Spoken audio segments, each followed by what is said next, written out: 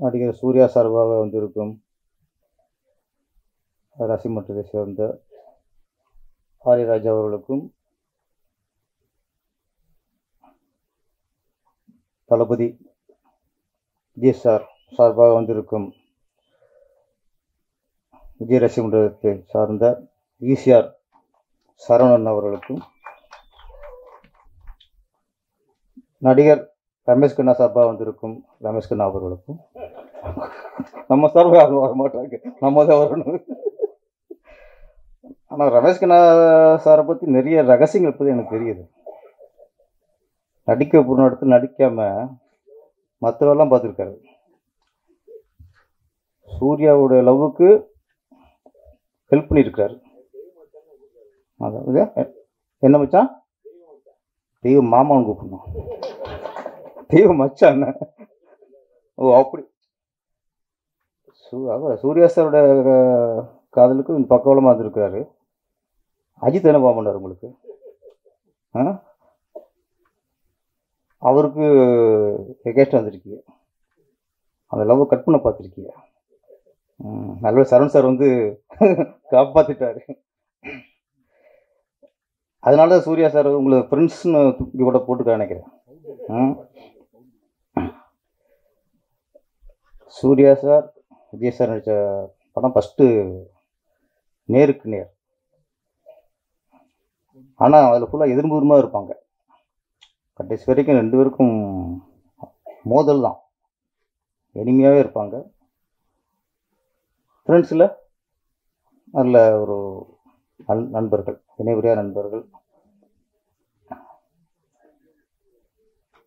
Friends வந்து நீங்கள் சொன்னீங்க ஸ்கூல் படிக்கும்போது பார்த்தேன்ட்டு. நான் காலேஜ் படிக்கும்போது பார்த்தேன். எதுக்கு சொன்னால், நான் காலேஜ் படித்தேன்னு தெரியணும்ல, அதுக்காக. நம்ம படித்தாலும் ஒத்துக்க மாட்டாங்க, இந்த மாதிரி நேரத்தில் நம்ம பதிவு பண்ணிக்கிட்டோம். காலேஜ் ஒரு ஃபஸ்ட் இயர் தான், அப்போ தட்டி விட்டாங்க.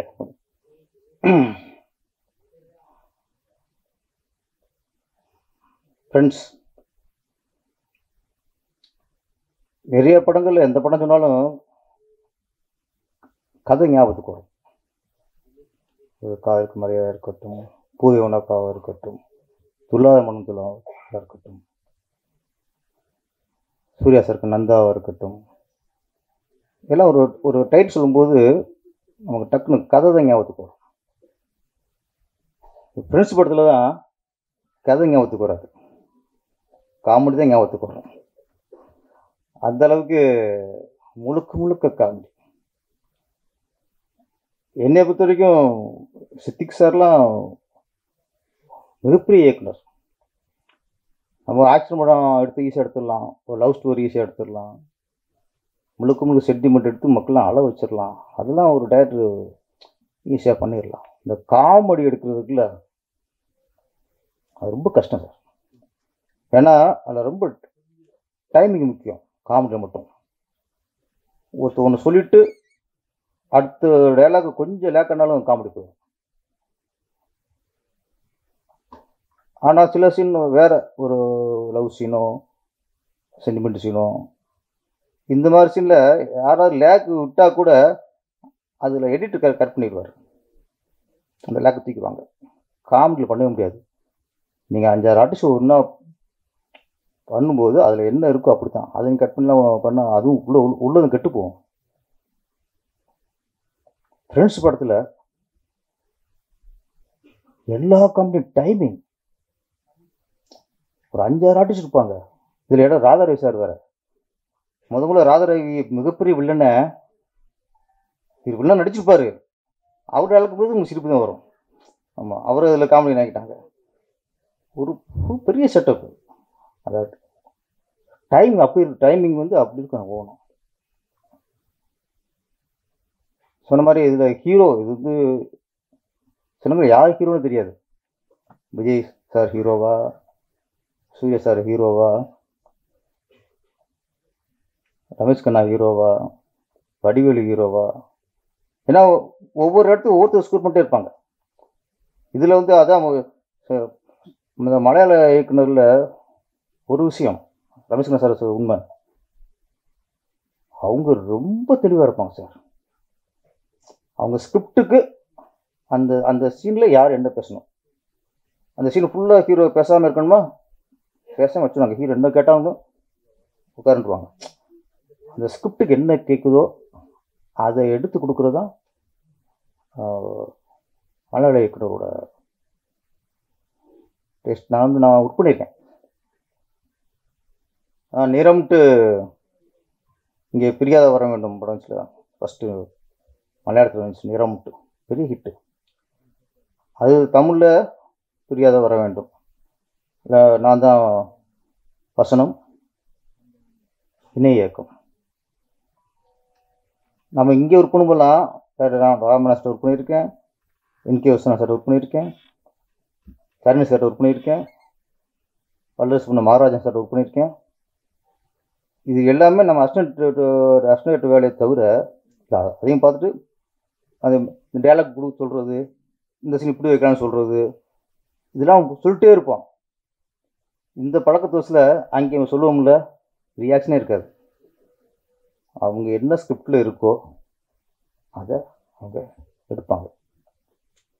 இன்னொன்று, அவங்க மலையாளத்தில் எடுத்துட்டு தமிழ் எடுக்கும்போது ப்ராப்பர்ட்டி வேறு. இந்த ப்ராப்பர்ட்டி முதற்கொண்டு அங்கே அந்த சீனில் என்ன இருந்துச்சோ, அந்த செவத்தில் என்ன படம் மாட்டி இருந்துச்சோ அதே மாதிரி இங்கேயும் இருக்கணும். அவ்வளோ கவனமாக பண்ணுவாங்க. அதில் சித்திக் சார் காமெடி பர்சன். இந்த படத்து ஃப்ரெண்ட்ஸில் வந்து முக்கியம் காமெடி தான். இந்த நேசமணி அப்படிங்கிறது ட்ரெண்டாக ஆகிப்போச்சு. ஒரு 2 வருஷம் இருக்குமா ட்ரெண்டிங் வந்து எங்கே பார்த்தாலும் நேசமணி நேசமணி நேசமணி.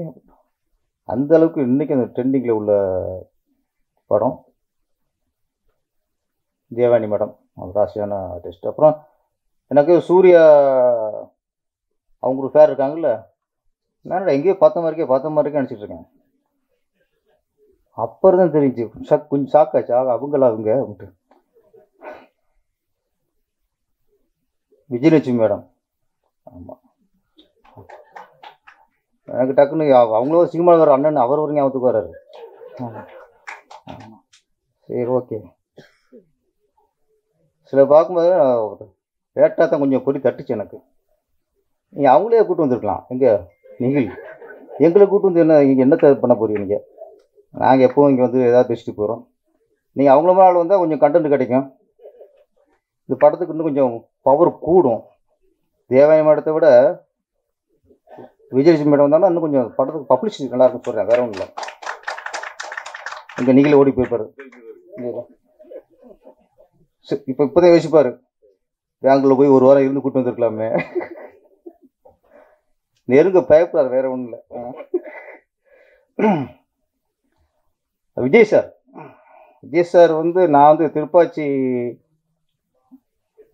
மூவ் பண்ணுற நேரத்தில் அவர் பெரிய ஆக்ஷன் வர மாட்டார். அதுக்கு முன்னாடி திருமணம் வந்துருச்சு, கில்லி வந்துருச்சு, பெரிய ஆக்ஷன் ஹீரோ மாறிட்டார். நான் ஃபஸ்ட்டு கதை சொல்லும்போது அந்த ஆடு வெட்டுற சீன் இருக்குல்ல,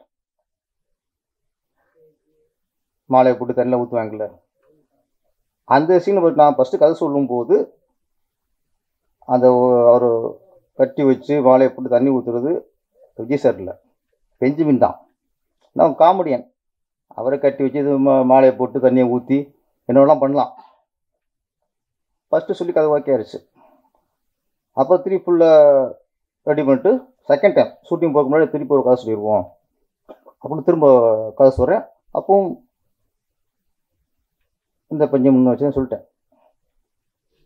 கதை ஃபுல்லாக கேட்டார், ஓகே விட்டார்.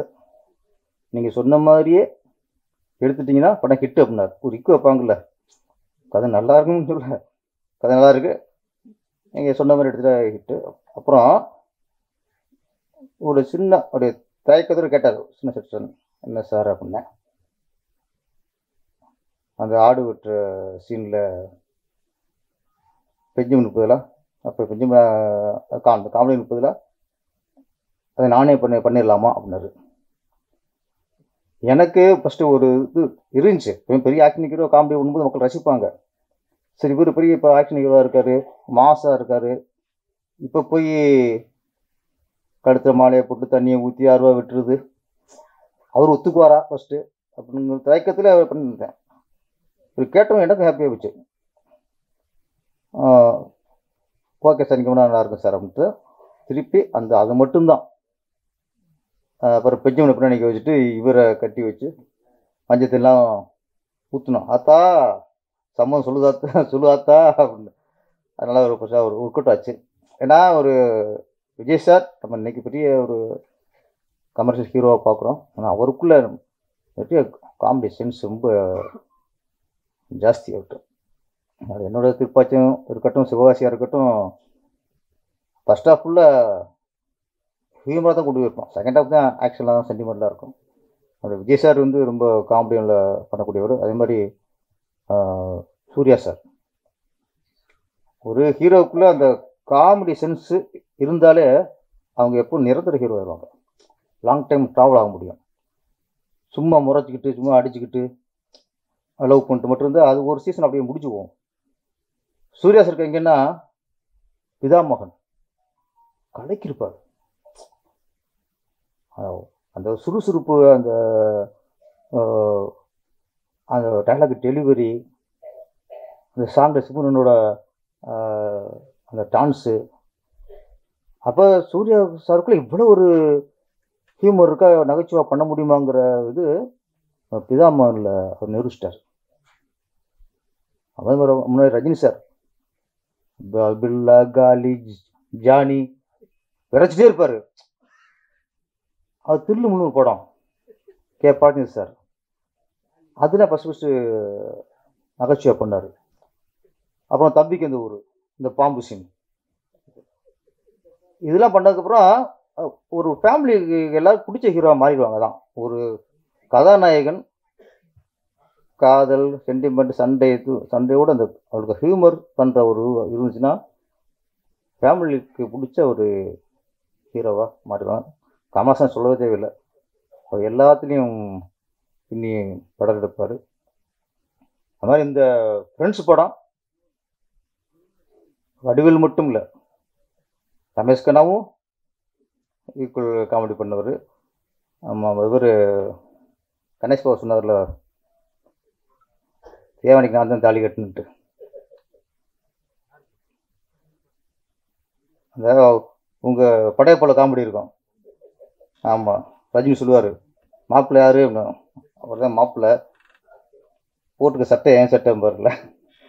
அது மாதிரி தேவனுக்கு மாப்பிள்ளை விஜய் தான் தாலி கட்டணும் நான்ட்டார் கணேஷ் பாபு. ஆமாம் ஆமாம், ராஜகுமார்னு கொஞ்சம் போட்டு வைக்கணும், ரொம்ப முக்கியமான கேப்பா இருப்பா அவர். ஓகே, கணேஷ் பாபு பிறந்தநாள் வாழ்த்துக்கள். வர கோவா ஃபெஸ்டிவலில் அவர் கூட குறும்படம் இடம்பெறுது, அது வாழ்த்துக்கள். ஃப்ரெண்ட்ஸ் ரீரிலீஸ் இப்போ வந்து உங்களுக்கு படங்கள் ரிலீஸ் பண்ணுறதே பெரிய விஷயமா இருக்குது. புதுப்படம் ரிலீஸ் பண்ணுறதே பெரிய சவாலாக இருக்குது. இப்போ ரீரிலீஸ்க்கு அப்படிங்கும்போது அது பெரிய விஷயம். அது எங்கேனா இப்போலாம் ஒரு படம் ரீரிலீஸ் பண்ணுறதுன்னா அதுக்கான ஒர்த்து இருக்கணும். அதுக்கான ஒர்த்து இருக்க படத்தை தான் ரிலீஸ் பண்ண முடியும். அதுக்கான ஒர்த்து ஃப்ரெண்ட்ஸ் படம் கண்டிப்பாக அந்த ஒர்த்து இருக்குது. இன்னொன்று இப்போ உள்ள காலகட்டத்துக்கு சார் சொன்ன மாதிரி, ரமேஷ்குமார் சார் சொன்ன மாதிரி வன்முறை துப்பாக்கி சவுண்டாக இருக்குது. இப்போ ஒரு ரிலீஃப் ஆகிற படம் மக்களுக்கு தேவைப்படுது. இது வேறு ரெண்டு செய்திகள் வேறு, அங்கே குண்டு வெடிச்சிட்டாங்க, 14 பேர் இறந்துட்டாங்க. இப்போ பார்த்தா மெக்காவுக்கு போனதில் நம்ம இந்திய முஸ்லீம்கள் 42 பேர் 42 அவங்க அந்த செய்தி கேட்டால் அது இருக்குது. இந்த மாதிரி நமக்கு இந்த செய்திகள் இது கேட்டு ஒரு இருக்கும்போது சில படங்கள் தான் நம்மளுக்கு தேட்டருக்கு போனால் ரிலீஃபாக இருக்கணும். அதுக்கு அப்படி ரிலீஃப் தர படம் தான் இந்த ஃப்ரெண்ட்ஸு. ரிலீஸ் அப்போ எந்த அளவுக்கு வெற்றி அடைஞ்சதோ அதே மாதிரி இந்த ரீரிலீஸ்லேயும் மிகப்பெரிய வெற்றி அடையணும். நன்றி, வணக்கம்.